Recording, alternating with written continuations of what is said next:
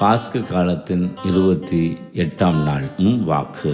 உங்களுக்கு புதிய கட்டளை கொடுக்கிறேன் என்று நற்செய்தியில ஆண்டவர் இயேசு சொல்லுகிறார். ஏற்கனவே கட்டளை கொடுத்தாகிவிட்டது. பழைய ஏற்பாட்டில் இந்த அன்பின் கட்டளை கொடுக்கப்பட்டிருக்கிறது.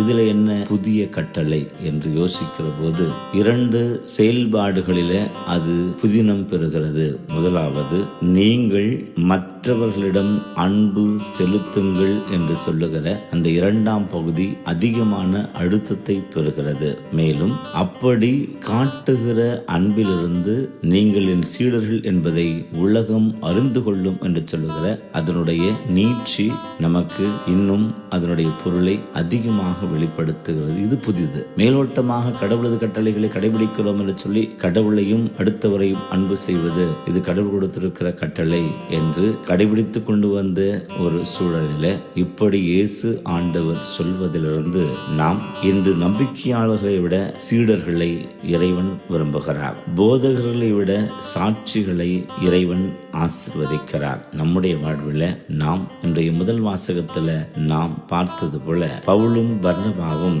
வெறும் போதனையோடு தங்களது போதனையை நிறுத்திக் கொள்ளவில்லை. மாறாக அந்த சமூகத்தில் அவர்களுடைய வழி நடந்து இயேசுவின் படிப்பினையை முழுமையாக புரிந்து கொண்ட தலைவர்களை தேர்ந்தெடுத்து அவர்கள் அடுத்த பகுதிகளுக்கு சென்றாலும் தொடர்ந்து இந்த இயேசுவின் நற்செய்தி பணி நடைபெற வேண்டும் என்று சொல்லி அவர்களிலே தலைவர்களை தேர்ந்தெடுத்து அவர்களை பணி செய்ய வைத்து இவர்கள் அடுத்த பகுதிக்கு செல்கிறார்கள்.